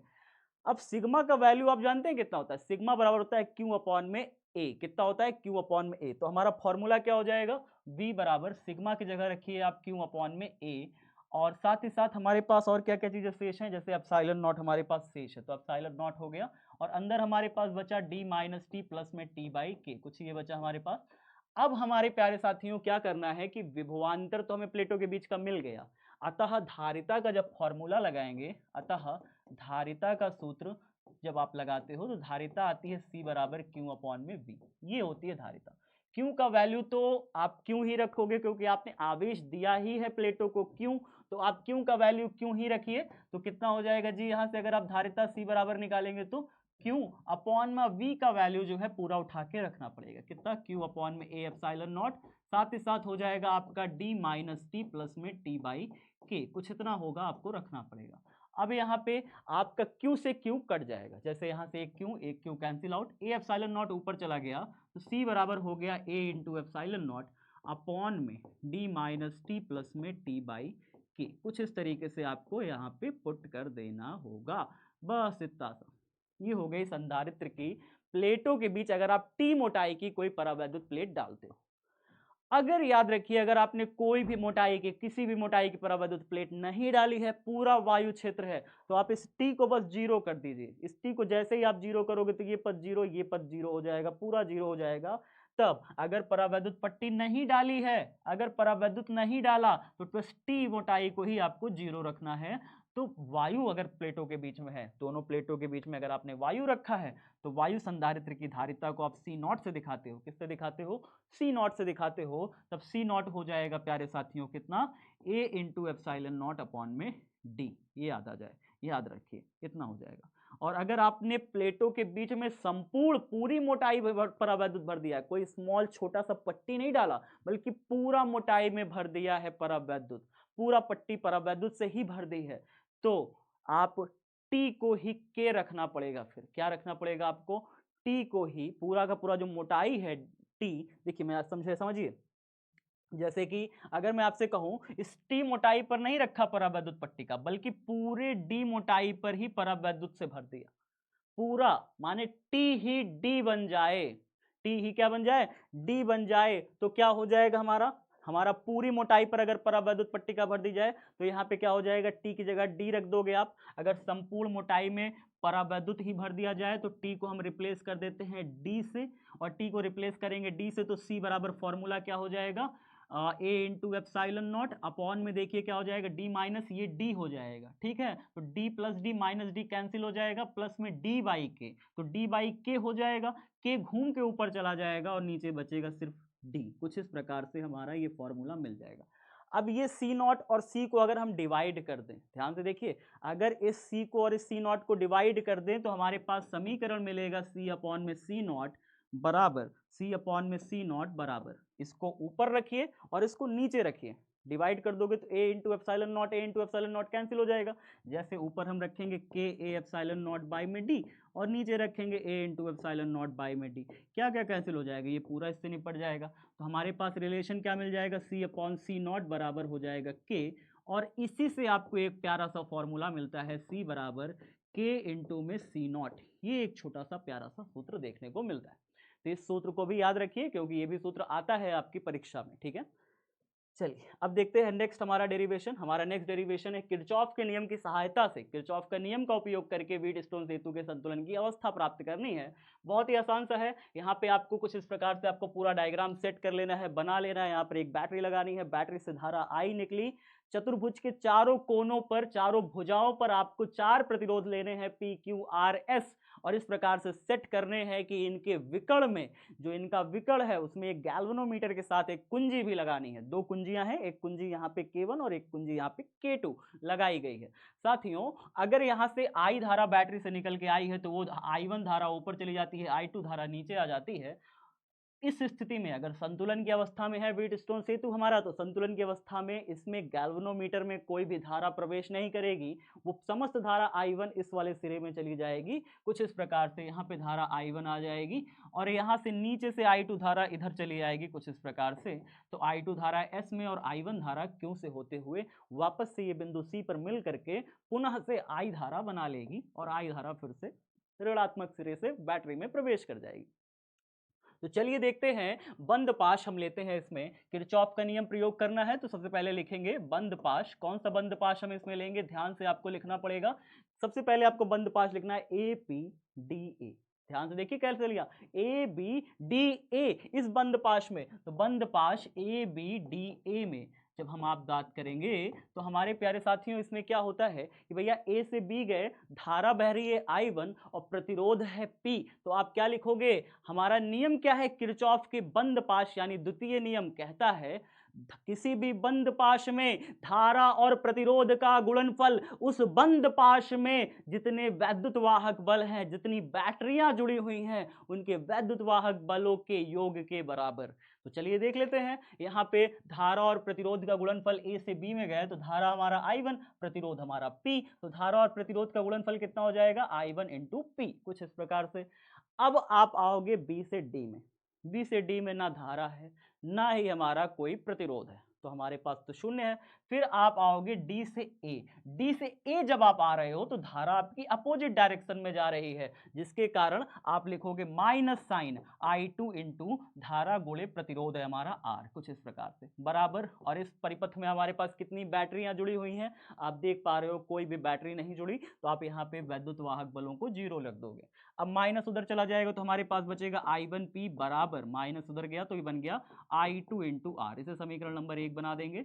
अब हम लेंगे दूसरा बंद पाश। दूसरा बंद पाश मतलब ये वाला पाश, B से C, C से D, D से A, यानी BCDB। तो आप क्या लिखोगे, बंद पाश क्या लिखोगे आप यहाँ पे ध्यान से देखिएगा, बंद पाश कौन सा, BCDB, BCDB में। अब अगर बंद पाश BCDB में लेते हो तो आपको क्या क्या करना पड़ेगा, धारा आपकी I1 आ रही है इस Q में, धारा गुणे प्रतिरोध, तो धारा गुणे प्रतिरोध करोगे तो I1 इंटू क्यू लिखोगे, I1 इंटू क्यू लिखोगे, माइनस साइन लगाओगे, धारा गुणे प्रतिरोध। फिर से इधर देखिए माइनस क्यों लगा, क्योंकि जब आप C से D में आओगे तो आप C से D की तरफ आ रहे हो, लेकिन धारा तो आपकी उल्टा जा रही है, आप इधर आ रहे हो, धारा उधर जा रही है। तो क्या हो जाएगा, माइनस लगाओगे यहाँ पे I2, धारा गुणे में प्रतिरोध कितना है S, प्रतिरोध कितना है S बराबर।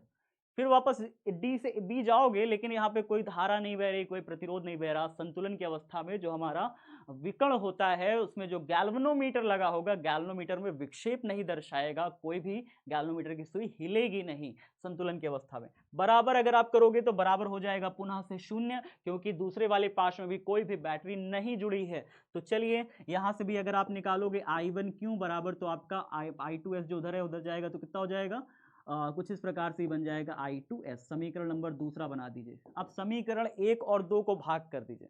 समीकरण 1 डिवाइडेड बाई 2, तो लिख दीजिए यहाँ पे समीकरण 1 डिवाइडेड बाई 2। जब आप दोनों को डिवाइड करते हो तो I2P बटे में I2 क्यों लिखना पड़ेगा, I2P इधर क्या है I1P है, सॉरी, तो I1P हम यहाँ पे क्या लिख देंगे, I1P बटे में हमारे पास लिखना पड़ेगा I1 क्यों, I1 क्यों बराबर हमारे पास क्या हो जाएगा I2R बटे में I2S। तो इधर हो जाएगा I2R बटे में I2S। तो यहाँ से देखिए कुछ चीजें कैंसिल आउट हो जाएंगी, कैंसिल आउट बदल करें तो I1 I1 I2 I2 cancel हो गया। P अपॉन में क्यों बराबर R अपॉन में S, क्या बचेगा P अपॉन में क्यों बराबर R अपॉन में S। कुछ इस प्रकार से हमारे पास सिस्टम प्राप्त होता है। ये है संतुलन की अवस्था। व्हीटस्टोन सेतु के संतुलन की अवस्था कुछ इस प्रकार से हम प्राप्त कर सकते हैं। शॉर्टेस्ट मेथड है साथियों। नेक्स्ट क्वेश्चन की बात करते हैं। बायो-सेवर्ट का नियम लिखें और इसका उपयोग करके एक धारावाही वृत्ताकार लूप के अक्ष के किसी बिंदु पर चुंबकीय क्षेत्र का व्यंजक प्राप्त करें। बहुत ही शानदार तरीके से हमें इस तरीके से डायग्राम आपको सबसे पहले बना लेना है। एक वृत्ताकार लूप ले लेना है। इस वृत्ताकार लूप में यहाँ पर एक डीएल छोटा सा लंबाई ले लेना है। इस लंबाई से आर दूरी पर एक बिंदु पी है जहां पर हमें क्षेत्र की तीव्रता निकालनी है। इस पूरे लूप में, ये पूरा धारावाही लूप है, यानी इसमें धारा बह रही है, आई धारा पूरे में बह रही है। इस धारावाही लूप के कारण आर दूरी पर एक्स आर, यहाँ पे आर ऊपर से डीएल से आर दूरी, लेकिन यहाँ पे सेंटर से इसके अक्ष पर जो दूरी ली है आपने, सेंटर से इसके अक्ष पर जो दूरी ली है वो दूरी होगी एक्स। आप x की जगह a भी लिख सकते हो, कहीं किताबों में a लिखा देखने को मिलता है। तो सबसे पहले आप dl से r दूरी पर एक बिंदु p लिए हो, या फिर आप सेंटर से कह सकते हो x दूरी पर एक बिंदु p है। उसी बिंदु p पर आपको क्या निकालना है प्यारे साथियों? तीव्रता निकालनी है पूरे के पूरे बंद पाश या पूरे के पूरे वृत्ताकार धारावाही लूप के कारण। तो चलिए निकाल के देखते हैं कैसे निकालेंगे। सबसे पहले हमें डीएल के कारण निकालना है। बायो-सेवर्ट का नियम आपको याद होना चाहिए।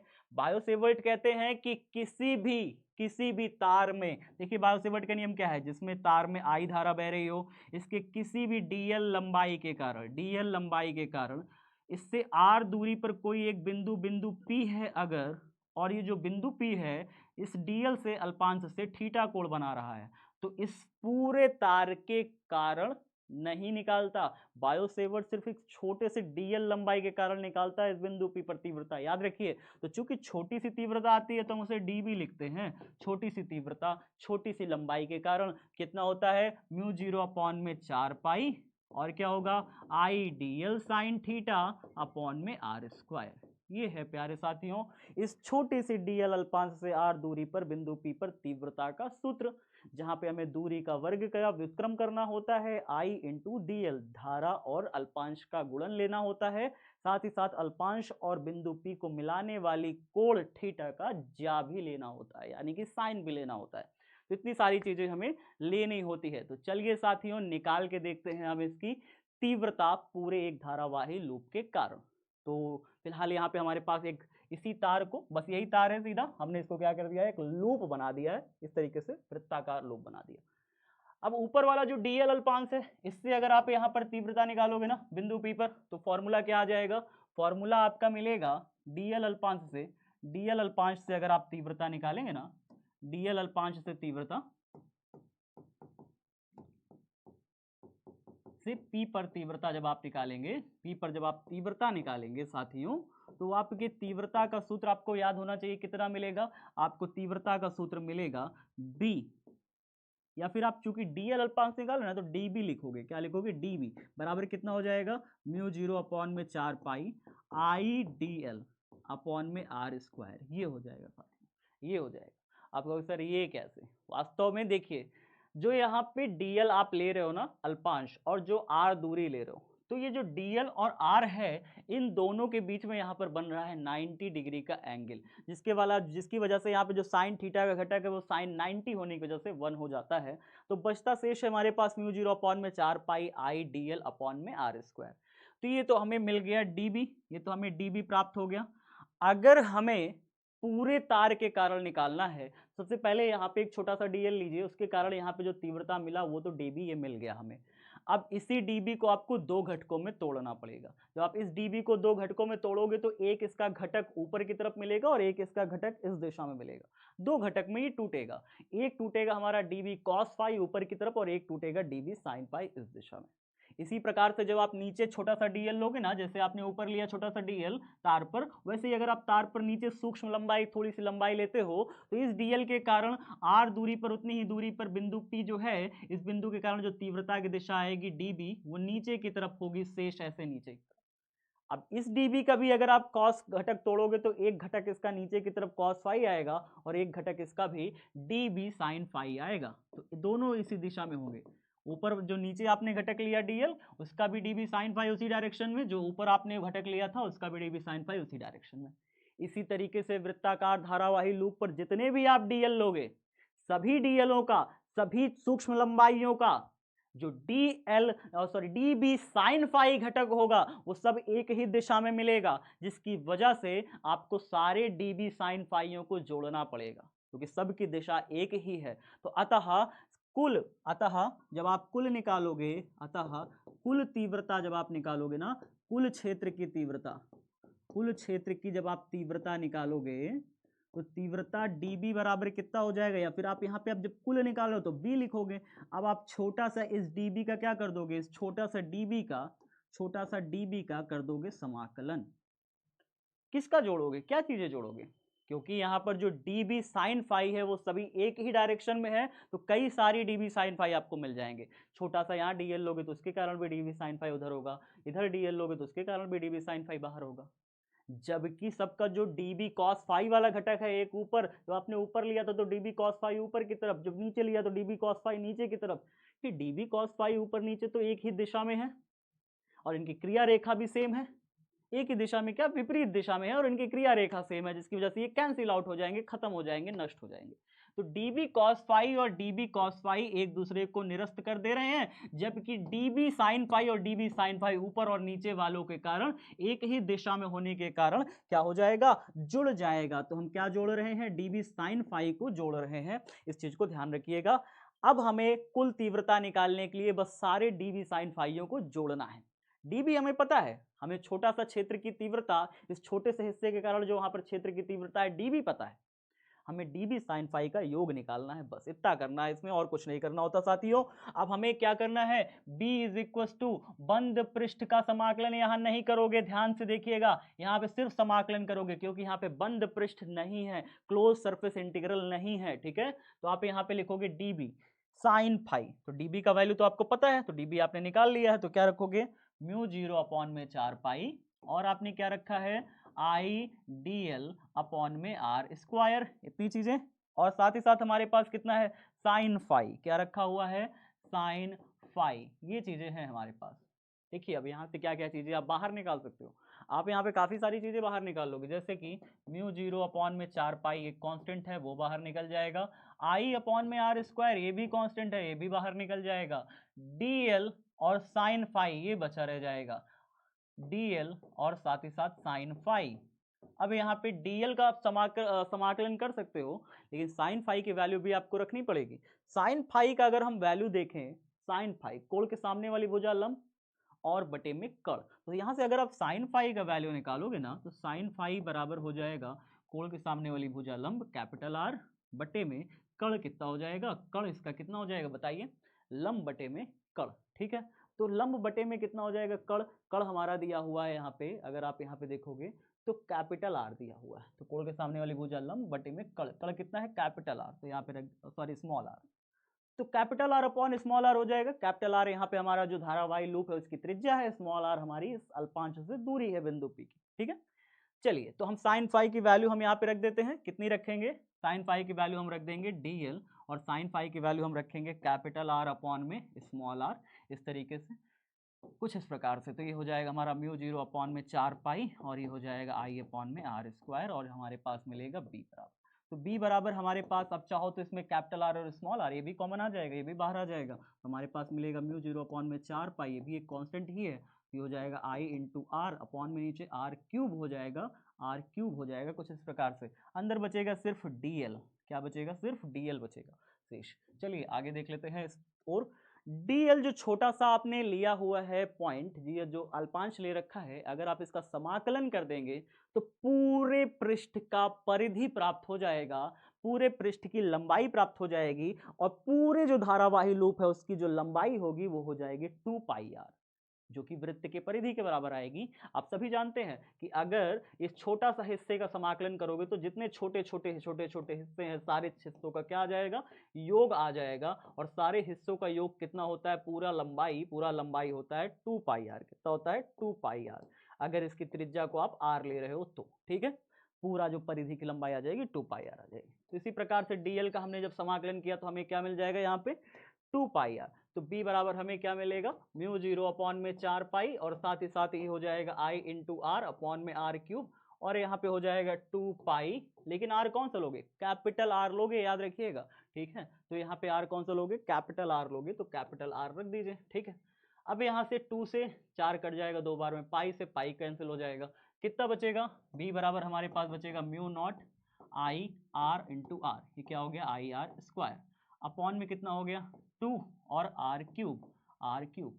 अगर मैं इस आर की वैल्यू रख सकूं कहीं से, इस छोटे वाले आर की वैल्यू रख सकूं, क्या आप रख सकते हो, बिल्कुल आप रख सकते हो। देखो कैसे, इस छोटे वाले आर की जो वैल्यू होगी, छोटा वाला आर बराबर कितना होगा, अगर आप पाइथागोरस थ्योरम लगाइए इस पूरे वाले इलाके में, तो आर ये दिया हुआ है, कैपिटल आर ये दिया है, एक्स ये दिया है, ये जो कण है, कण का स्क्वायर बराबर कितना हो जाएगा, लंब का स्क्वायर यानी आर का स्क्वायर प्लस में आधार का स्क्वायर यानी एक्स का स्क्वायर।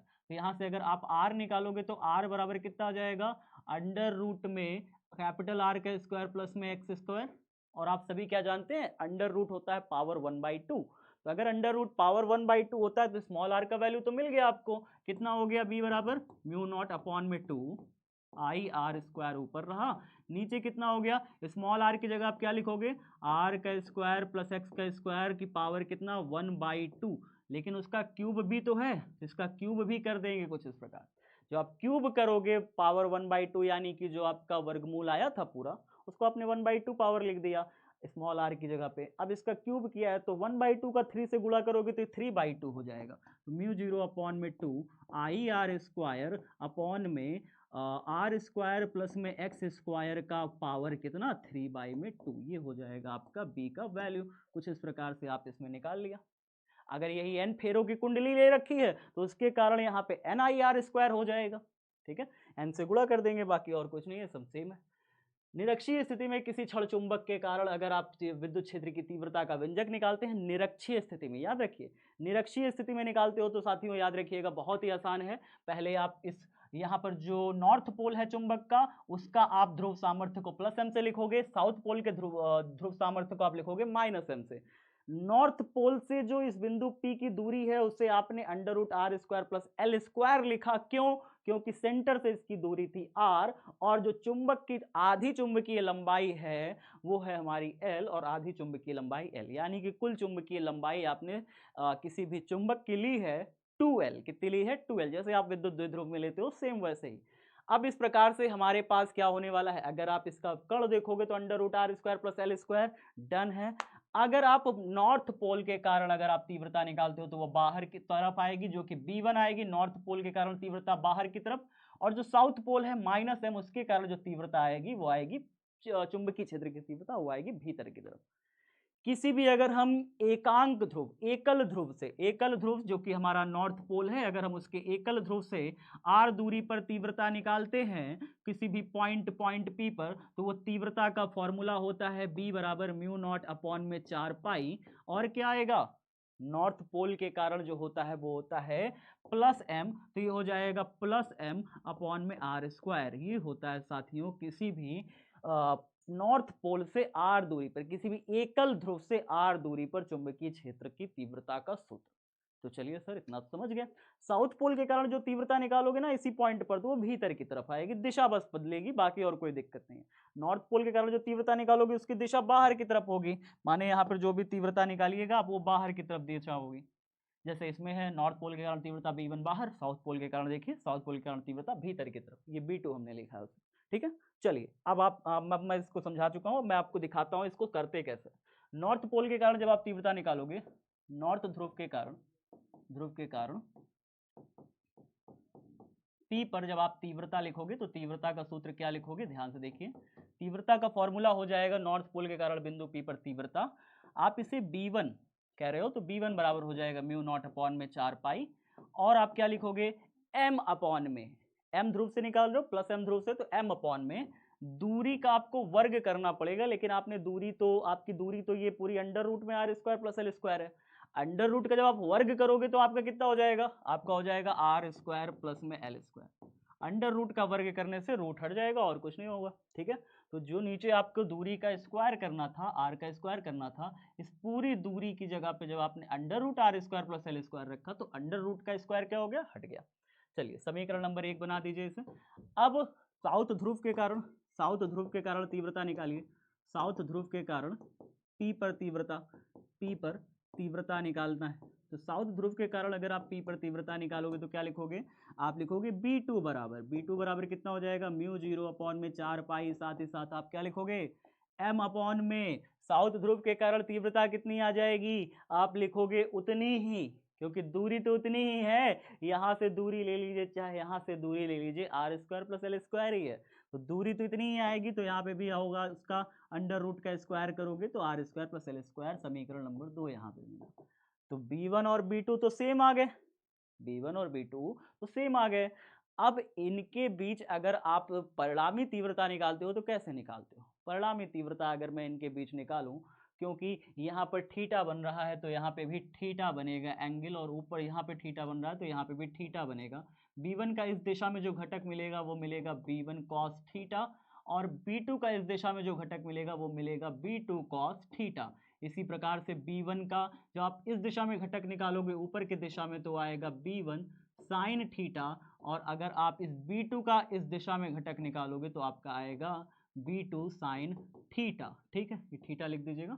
चलिए अब यहाँ पे सभी चीजें संभव दिख गई आपको, B2 sin थीटा नीचे की तरफ, B1 sin थीटा ऊपर की तरफ, एक ही बिंदु पर दो अलग अलग तीव्रताएं और दोनों की दिशा विपरीत, तो ये B1 sin theta B2 sin theta दोनों एक ही डायरेक्शन में होने की वजह से, लेकिन अपोजिट है, दोनों एक ही मतलब क्रिया रेखा दोनों की एक है, लेकिन दोनों की डायरेक्शन अपोजिट है, इसलिए दोनों एक दूसरे को कैंसिल आउट कर देंगे, खत्म कर देंगे, निरस्त कर देंगे। लेकिन जो हमारा B1 cos थीटा है B2 cos थीटा, उनकी डायरेक्शन दोनों एक ही है, एक ही है, ये दोनों जुड़ जाएंगी। अतः बिंदु P पर जब हम कुल तीव्रता निकालेंगे ना, अतः बिंदु P पर कुल तीव्रता, बिंदु P पर कुल तीव्रता निकालेंगे, कुल तीव्रता निकालेंगे तो कुल तीव्रता बराबर कितना हो जाएगा आपको पता है, B बराबर हो जाएगा हमारा B1 cos थीटा, क्या क्या लिखेंगे, B1 cos थीटा और B2 cos थीटा, दोनों को जोड़ देंगे, B1 cos थीटा प्लस में B2 cos थीटा, ये दोनों को ऐसे जोड़ देंगे। अब जोड़ोगे अगर कुल तीव्रता के लिए दोनों को जोड़ना पड़ा, B1 sin theta B2 sin theta cancel out हो गए एक ही बिंदु पर, B2 cos theta B1 cos theta एक ही दिशा में होने की वजह से जुड़ गए।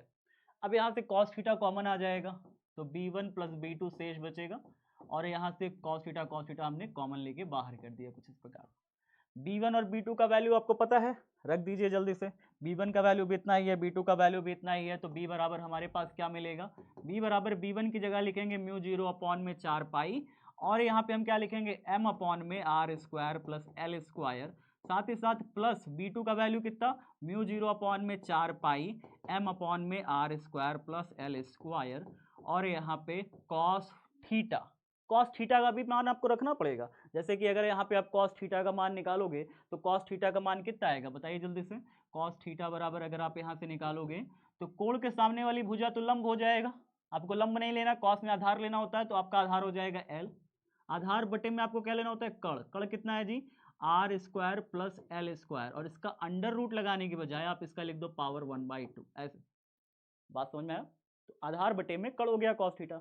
चलिए मैं यहाँ पे लिख देता हूँ कितना हो जाएगा, cos थीटा की जगह रखना पड़ेगा आपको गुणा में, क्या रखना पड़ेगा l/r² + l² का होल पावर कितना 1/2, ये हमने रख दिया। चलिए अब आगे देखते हैं, म्यू 0/4 m कॉमन आ जाएगा तो हम यहाँ पे कॉमन रूप में लिख देते हैं म्यू 0/4, और हमें m यहाँ पे कुछ इस प्रकार से लिख देना है। अच्छा एक यहाँ पे देख रहे हो आप दोनों का दोनों पद जो है सारा पद पूरा कॉमन है, इसका तो पूरा पद ही कॉमन है भाई, जब पूरा पद ही कॉमन होता है साथियों तो फिर हमें यहाँ पे कुछ कॉमन उमन लेने की जरूरत नहीं है, ये भी उतना ही ये भी उतना ही, तो 2 से गुणा करके लिख देंगे, ऐसे 2 से गुणा करके इसको लिख देंगे म्यू 0/4 m/r² + l², सिंपल है, फिर तो कुछ करना ही नहीं है, इनटू में l/में कितना हो गया r² + l² का होल पावर कितना 1/2।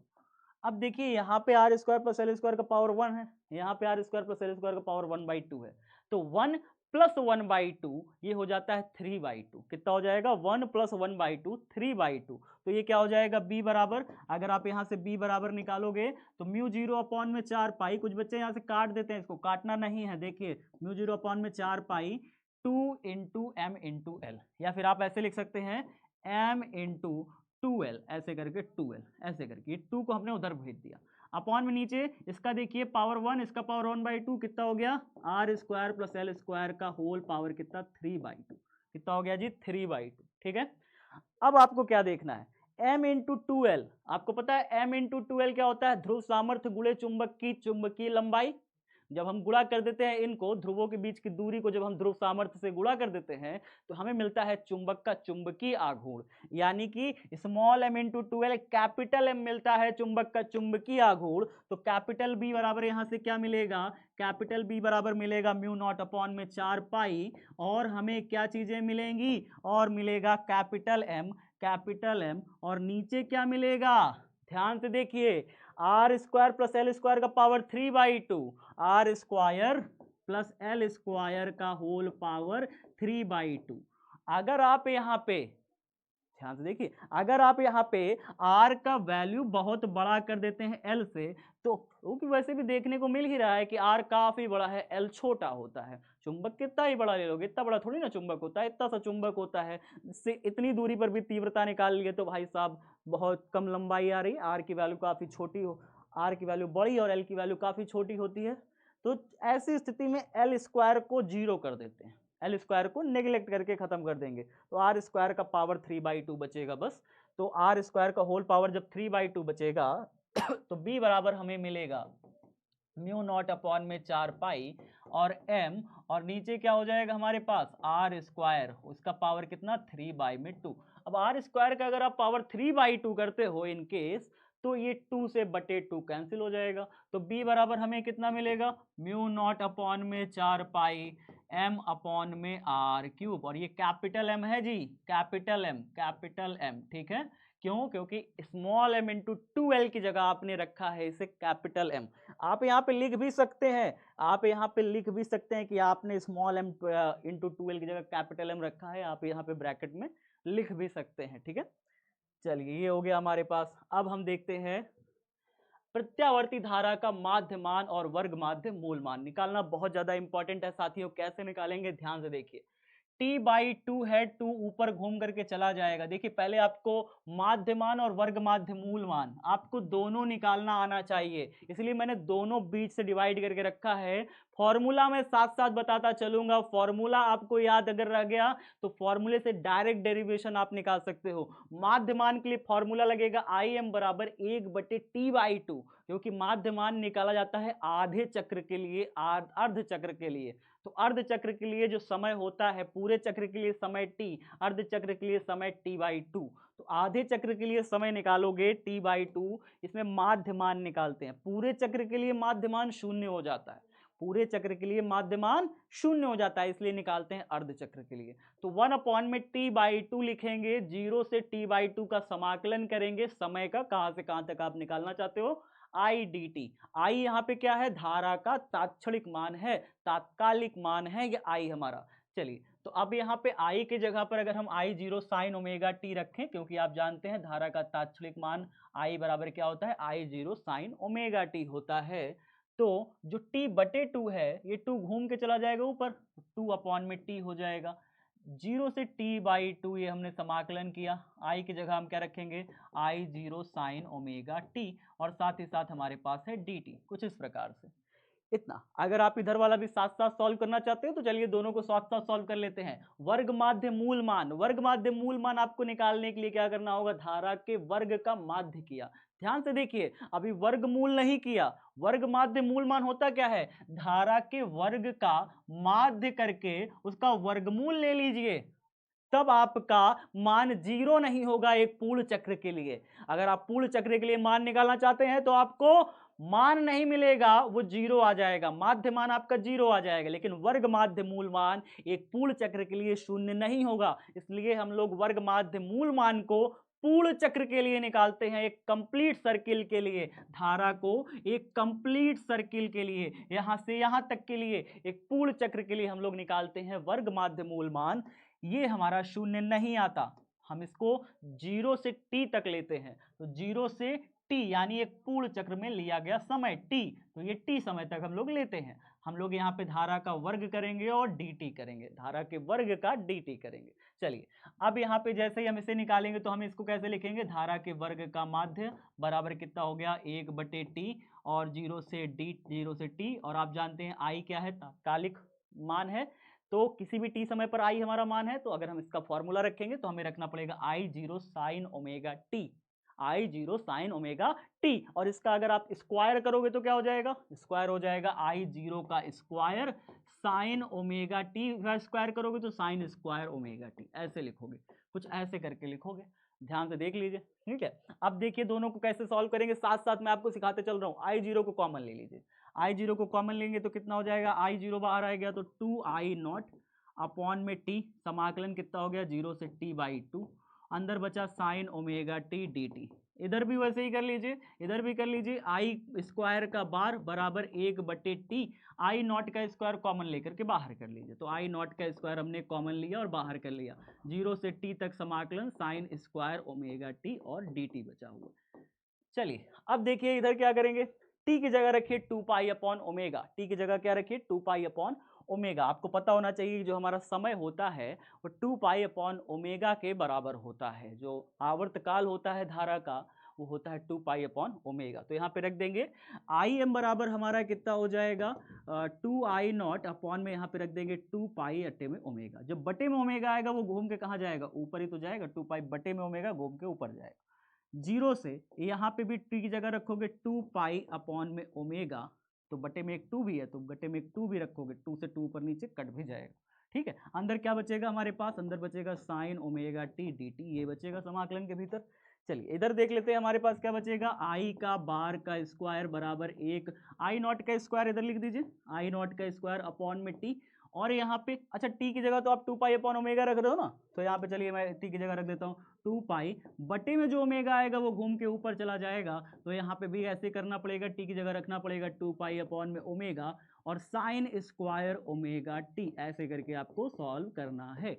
चलिए सब कुछ आपने देख लिया, अब बारी आती है यहाँ पे 2 से 2 क्या देखिए ऊपर नीचे कैंसिल आउट हो जाएगा, 2 से 2 यहाँ पे ऊपर नीचे कैंसिल आउट हो गया, अंदर क्या बचा I naught omega I naught upon में पाई। तो देखिए क्या क्या चीजें शेष बचेंगी, देखिए क्या क्या चीजें शेष बचेंगी, ध्यान से देखिएगा क्या क्या चीजें हमारी शेष बच रही हैं।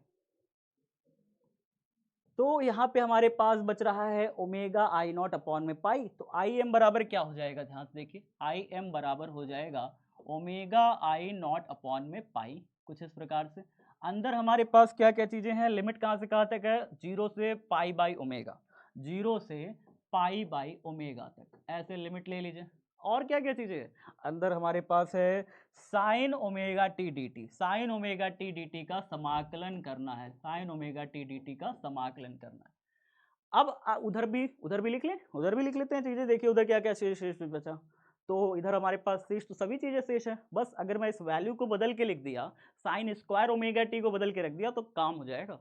साइन स्क्वायर ओमेगा टी आपको वैल्यू पता है क्या होता है, sine square omega T cos 2 omega T का सूत्र है, कॉस 2 ओमेगा टी का सूत्र होता है, जैसे कॉस 2 थीटा का सूत्र होता है ना 1 - 2 साइन स्क्वायर थीटा, उसी प्रकार से कॉस 2 ओमेगा टी का जो सूत्र होता है वो होता है 1 - 2 साइन स्क्वायर ओमेगा टी। जैसे मैं आपको लिख के दिखाता हूँ, मैं आपको लिख के दिखाता हूँ, जैसे कि हमारे पास होता है ना, आप कह सकते हैं कि कॉस 2 ओमेगा टी ये हो जाएगा कॉस 2 थीटा, जैसे ही 1 - 2 साइन स्क्वायर ओमेगा टी, ऐसे करके। अब यहाँ से अगर निकालोगे तो 2 साइन स्क्वायर ओमेगा टी का अगर आप वैल्यू निकालोगे ना 2 साइन स्क्वायर ओमेगा टी, तो ये हो जाएगा 1 - कॉस 2 ओमेगा टी, ऐसे करके। अब यहाँ से अगर आप साइन स्क्वायर ओमेगा टी ही सिर्फ चाहते हो तो ये आप ऐसे भी लिख सकते हो 1 - कॉस 2 ओमेगा टी बटे में 2, मतलब ये दो गुणा है उधर आएगा तो भाग में चला जाएगा। लेकिन अगर आप यहाँ से इसको 2 हिस्सों में ब्रेक कर दोगे तो ब्रेक इवन करने पर हमारे पास हो जाएगा 1/2 माइनस में कॉस 2 ओमेगा टी अपॉन में 2, कुछ इस प्रकार से 1/2 माइनस में कॉस 2 ओमेगा टी बटे में 2। ठीक है, कुछ इस प्रकार से हमने 2 हिस्सों में तोड़ दिया। तो साइन स्क्वायर ओमेगा टी का वैल्यू यहाँ पे आपको रखना पड़ेगा, यहाँ पे साइन स्क्वायर ओमेगा टी का क्या रखना पड़ेगा, वैल्यू। तो जब आप धारा के वर्ग का माध्य निकालोगे तो क्या क्या चीजें आपको रखनी पड़ेंगी, ध्यान से देखिए, ध्यान से देखिए, I naught square omega upon 2 pi, I naught square omega upon में 2 पाई, क्या क्या हो जाएगा I naught square omega upon में 2 पाई, और यहाँ पे हमारे पास क्या है 0 से लिमिट इसकी देखिए कहाँ से कहाँ तक है, 0 से 2 पाई अपॉन ओमेगा है, 0 से 2 पाई अपॉन ओमेगा है, 2 पाई अपॉन में ओमेगा है, लेकिन अंदर जो हमारे पास शेष बचा है ना, अंदर जो हमारे पास शेष बचा हुआ है sine square omega T, sine square omega T की जगह 1/2 माइनस कॉस 2 ओमेगा 2/t, क्या लिखोगे 1/2 minus cos 2 omega T by में 2, ऐसा करके, और लिमिट यहाँ से इसका जो dt तक है, समाकलन किससे किए हो,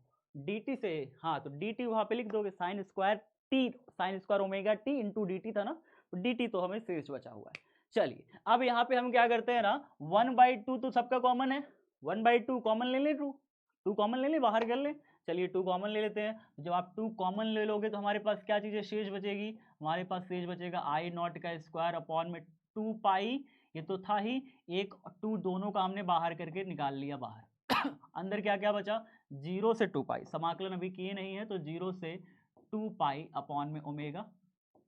अब यहाँ पे ना देखिए दो पद बन जाएंगे, एक पद हमारे पास बचेगा 1 माइनस कॉस 2 ओमेगा टी ऐसे करके, और डी टी कुछ ऐसे करके। अब दो पद हमारे बनेंगे, एक यहाँ पे एक बचेगा 1 और एक बनेगा कॉस 2 ओमेगा टी का पद, ठीक है, कुछ इस प्रकार। चलिए फिलहाल हम इधर देख लेते हैं, तो आई एम बराबर हमारे पास कितना मिलेगा, आई एम बराबर हमारे पास मिलेगा साइन ओमेगा टी का समाकलन। क्या आपको पता है साइन ओमेगा टी का समाकलन कितना होता है, साइन ओमेगा टी का समाकलन होता है माइनस का कॉस ओमेगा टी अपॉन में ओमेगा। तो हमारे पास क्या मिलेगा, इसका पहले समाकलन हमने कर दिया है तो हम इसको समाकलन रूप में इसका लिख के देते हैं, माइनस का कॉस ओमेगा टी अपॉन में ओमेगा, कुछ इस प्रकार से, और इसके लिमिट 0 से पाई बाई ओमेगा ही रख देते हैं, कुछ इस प्रकार से, ठीक है। अब यहाँ पे आप चाहो तो माइनस साइन को बाहर ले लो और ओमेगा को बाहर ले लो, क्योंकि ये कांस्टेंट है, इसकी लिमिट लेने से कोई फर्क नहीं पड़ने वाला, तो हम इसको बाहर भी लिख सकते हैं। तो आई एम बराबर कितना हो जाएगा, माइनस को बाहर ले लीजिए, माइनस का I naught omega I naught upon में नीचे पाई, और ये ओमेगा भी हमने बाहर करके इधर रख लिया। अंदर हमारे पास बचा cos omega T, cos omega T, और ओमेगा टी से जब 0 से पाई बाई ओमेगा आपने किया तो इतना आ जाएगा, ठीक है, इस प्रकार। अब आप स्मॉल टी की जगह पर पहले आप अपर लिमिट रख दीजिए, फिर स्मॉल टी की जगह लोअर लिमिट रख के सॉल्व कर सकते हैं। फिलहाल यहाँ पे अगर हम बात करें आगे इसको कैसे करेंगे, तो धारा के वर्ग का माध्य, तो धारा के वर्ग का माध्य बराबर कितना हो जाएगा, आई नॉट का स्क्वायर अपॉन में नीचे आ गया 4 पाई, कुछ इस प्रकार से, और अंदर अगर आप इसका 1 dt का समाकलन करेंगे, समाकलन यहाँ पे 2 होगा, ध्यान से देखिएगा, समाकलन यहाँ पे पहले होगा 0 से 2 पाई अपॉन में ओमेगा, पहले होगा 1 dt का समाकलन, फिर माइनस साइन लगेगा, और फिर समाकलन होगा 0 से 2 pi upon omega cos 2 omega T, cos 2 omega T dt का समाकलन, कुछ इस प्रकार से दो पदों का समाकलन आपको देखने को मिलेगा। चलिए अब यहाँ पे देख लेते हैं धारा के वर्ग का माध्य कितना आएगा, आई नॉट का स्क्वायर अपॉन में 4 पाई, ये जो पूरा पद है ना साथियों, ये पूरा पद हो जाएगा शून्य, क्योंकि एक पूर्ण चक्र के लिए चाहे साइन 2 ओमेगा टी हो चाहे कॉस 2 ओमेगा टी हो, एक पूरे चक्र के लिए इसका मान होता है शून्य। कितना होता है, एक संपूर्ण चक्र के लिए इसका मान होता है 0, तो यहाँ पे ये पूरा पद का जो आंसर आएगा वो आ जाएगा 0।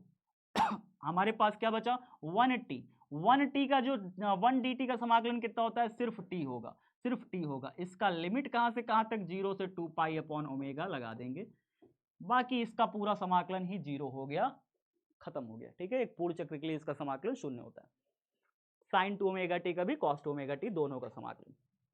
अब इसका वैल्यू देखिए, आई एम माध्यमान कितना आ जाएगा, माइनस का ओमेगा से ओमेगा तो कट गया, ऊपर नीचे क्या बचा, आई नॉट अपॉन में पाई बचा, और यहाँ पे cos omega T, cos omega T की जगह पर क्या रखोगे, पहले अपर लिमिट रखोगे तो क्या रखोगे, पाई अपॉन ओमेगा, माइनस, फिर उसके बाद इसी स्मॉल टी की जगह रखोगे 0, तो कितना हो जाएगा कॉस, जैसे स्मॉल टी की जगह 0 रखोगे, 0 से ओमेगा गुणा करने पर 0 हो जाएगा, और कॉस 0 का वैल्यू जानते हैं आप सभी, यहाँ से ओमेगा भी कट गया, कॉस पाई का वैल्यू पहले यहाँ रखना है, फिर कॉस 0 का, कॉस पाई का वैल्यू होता है माइनस का 1, आप सभी जानते हैं कॉस 180 डिग्री -1, माइनस कॉस 0 का मान हो जाएगा 1, कॉस 0 का मान 1, बीच वाला माइनस साइन हमने ऐसे ही लगाया है, कॉस 0 का मान तो +1 होता है।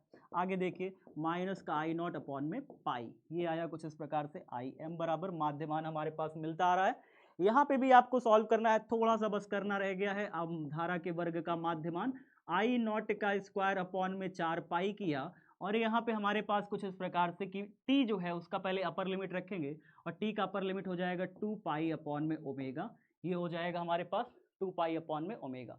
एक ओमेगा हमारा छूटता चला आ रहा है बड़ी देर से, और मुझे देख रहा है ये ओमेगा यहाँ पे, जो यहाँ पे ओमेगा था यहाँ पे ओमेगा रखा जाएगा यहाँ पे ओमेगा रखा जाएगा, यहाँ पे ओमेगा, और यहाँ पे हमारा ओमेगा पद लग जाएगा। ठीक है, तो यहाँ पे हमारे पास कुछ इस प्रकार से इतना देखने को मिल रहा है।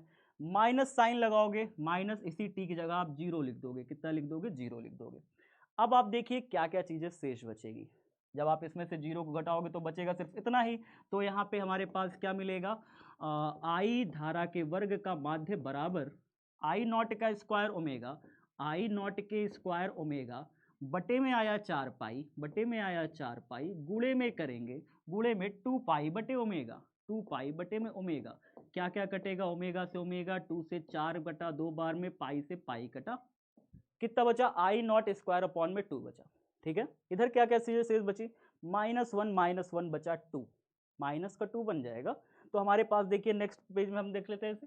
तो आई एम यानी धारा के वर्ग का वर्गमान, धारा का सॉरी माध्यमान, धारा का जो माध्यमान आएगा माइनस आई नॉट अपॉन पाई, माइनस आई नॉट अपॉन में पाई, गुणा करेंगे, यहाँ बनेगा माइनस का 2, कितना हो जाएगा जी? माइनस का 2, माइनस माइनस ये हो जाएगा प्लस, तो ये हो जाएगा आई नॉट अपॉन में 2 आई नॉट अपॉन में पाई आई एम बराबर, और 2 आई नॉट अपॉन पाई, पाई का वैल्यू अगर 22/7 या 3.14 रख करके डिवाइड कर देते हैं तो 0.637 आई नॉट हमें धारा के माध्यमान प्राप्त होता है साथियों। इसी प्रकार से अगर आप यहाँ पे निकालें, कुछ इस प्रकार से अगर आप यहाँ पे निकालें तो आई नॉट का बार यानी धारा के वर्ग का जो माध्यमान मिला है वो मिला है हमें कितना? धारा के वर्ग का माध्यमान जो हमें मिला है वो हमें मिला है आई नॉट का स्क्वायर अपॉन में 2। अब अगर हम इसका वर्गमूल भी ले लें तो ये complete I R M S value बन जाएगी। आई आर एम एस यानी धारा के वर्ग का माध्य मूल मान, धारा के वर्ग का माध्य किया और उसका फिर मूल भी लगा लिया तो बराबर हो जाएगा, मूल लगाने पर इसका वैल्यू आई नॉट का स्क्वायर अपॉन में 2। आई नॉट के स्क्वायर का रूट लगाओगे तो बचेगा सिर्फ आई नॉट, नीचे √2 बचा रह जाएगा। तो आई आर एम एस बराबर आपका आ जाएगा आई नॉट, अंडर रूट का जब आप स्क्वायर लगाओगे तो रूट हट गया, आई नॉट अपॉन में √2। क्या आपको √2 का वैल्यू पता है? √2 का वैल्यू होता है 1.414। 1.414 से जब हमने इसे डिवाइड कर दिया तो फिर हमारा जो फाइनल आंसर आ जाता है आई आर एम एस बराबर, वो आता है 0.707 आई नॉट। इतना हमारा आता है फाइनल आंसर। तो धारा के वर्ग माध्य मूल मान और धारा का माध्य मान हमारा टोटल हो जाता है। चलिए आते हैं अब अगले डेरिवेशन पर।